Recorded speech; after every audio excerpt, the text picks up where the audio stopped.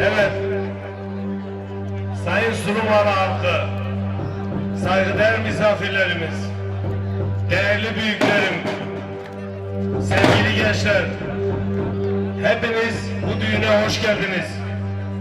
Büyüklerimin ellerinden öpüyorum. Burada çok önemli bir konuya değinmek istiyorum. Sonra da eğlencemize devam etmek istiyorum. Tüm Sulumalı halkına en içten dileklerimle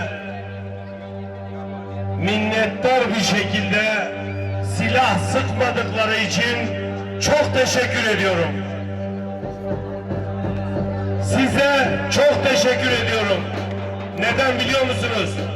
Bakın, şu anda bizim annelerimiz burada, ablalarımız burada, çocuklarımız burada. Herkes çok mutlu. Kimse korkmuyor, kimse ürkmüyor.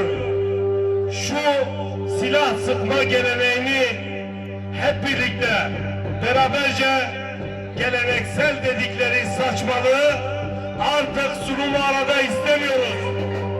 Kimse silah sıkmasın. Silahla eğlence olmaz. Silahla yiğitlik olmaz. Silahla kimse onurlandırılamaz.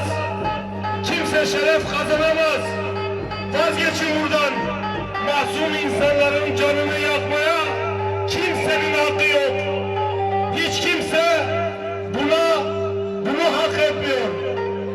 Saygılarımı sunuyorum, hürmet ediyorum hepinize. Devedo. Türkü söyleyeceğiz, oyun oynayacağız, eğleneceğiz ama silah sıkmayacağız.